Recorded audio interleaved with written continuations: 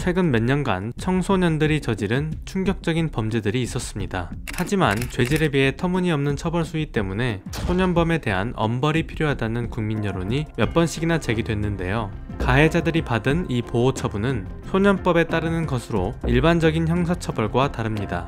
특히 만 10세 이상 14세 미만의 가해자는 촉법 소년으로 규정하는데요. 촉법 소년은 살인, 강도, 강간 같은 강력 범죄를 저질러도 징역 같은 형사처벌 대신 보호 처분을 받습니다. 문제는 이 보호 처분의 최대 수위가 소년원에서 2년을 보내는 것이라는 겁니다. 게다가 이들의 안정적인 사회 복귀를 위해서 흔히 빨간 줄이라고 하는 전과 기록도 남지 않게 하는데요. 이 때문에 피해자 입장에선 소년법이 피해자가 아닌 가해자를 보호하는 법이라는 말이 나올 수밖에 없었죠. 그래서 많은 여론조사에서는 미성년 범죄 처벌을 강화하자는 의견이 가장 많이 나타납니다. 이러한 여론이 이어지던 중 최근 법무부가 촉법 소년 연령 하향을 검토하기로 했습니다. 그리고 여러 해외 입법례나 상황들을 충분히 고려하겠다고 했는데 소년법, 해외에서는 어떨까요? 지금의 한국처럼 과거 미국에서도 촉법 소년 연령을 하향하고 처벌을 강화한 적이 있습니다. 그러나 미성년자 처벌 강화 이후 범죄를 저지른 청소년들의 재범률이 이전보다 높아졌는데요. 이처럼 미국에서도 예상치 못한 결과가 나타났기 때문에 이를 반면교사 삼아 한국의 소년법 개정에도 세심한 검토가 필요할 것 같은데요. 오늘 시끌법적에선 소년범을 강력 처벌했던 미국의 사례를 통해 우리가 새겨야 할 시사점을 전달드리겠습니다.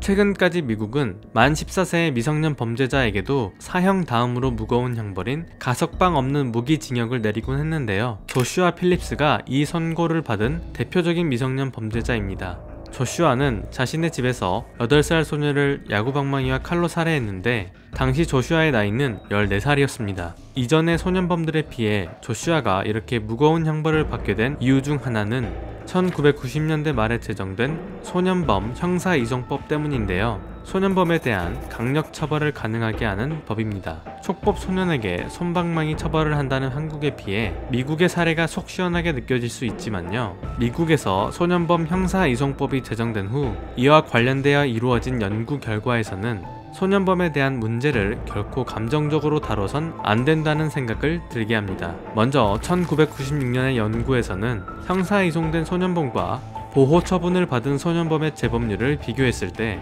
단기적으로는 형사이송된 소년범의 재범률이 더 높았지만 장기적으로는 이들의 재범이 감소하기도 하고 증가하기도 하는 아리송한 결과가 나왔고요. 그로부터 약 10년 뒤 2007년에 이루어진 연구에서는 감옥에 다녀온 소년범이 소년원에 다녀온 소년범보다 더 빨리, 더 많이 재범을 저지른다는 결과가 나왔습니다. 또다시 10년 뒤 2016년의 연구에서는 형사이송 제도가 재범 억제력이 없다는 결론을 냈는데요. 미 법무부의 특별 보고서에 따르면 미국 15개 주의 출소자의 재범률 가운데 가장 높은 재범률을 보이는 집단은 성인 교도소에서 출소하는 14세에서 17세 사이의 소년범들이었습니다. 이들이 출소 후 3년 내에 다시 체포되는 비율은 82%로 성인에 비해 16%가 더 높았죠. 이렇게 미국에서는 소년범에 대한 강력 처벌을 했더니 재범의 억제력은 없고 오히려 재범을 증가시킨 결과가 나타난 거죠. 왜 그럴까요? 먼저 낙인 효과 때문입니다. 청소년들은 성장하는 과정에서 다른 사람들의 시선과 판단 같은 외부 영향을 많이 받는데요. 그런데 감옥을 가게 되면 자신을 중범죄자로 인식하기 때문에 출소 후에 사회에 적응하지 못한다는 겁니다. 게다가 전과 기록이 남기 때문에 취업이 어려워지고 합법적인 취업이 어려우니 불법적인 일에 손을 대게 되는 악순환이 이어지는 거죠. 더 심각한 문제는 따로 있습니다. 교도소가 범죄 학교가 돼버리는 건데요. 교도소 내에서 성인 범죄자와 접촉하게 되면서 반사회적인 생각과 행동을 배울 수 있다는 겁니다.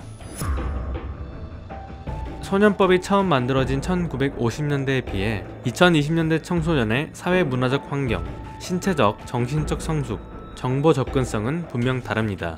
그래서 소년법 개정은 반드시 필요한 일일지도 모르겠는데요. 다만 처벌 강화라는 단순한 접근을 넘어서서 우리 사회를 지속적으로 안전하고 건강하게 만들 수 있는 세심한 접근에 대해 함께 고민해봐야 하지 않을까요? 이상 시끌법적이었습니다.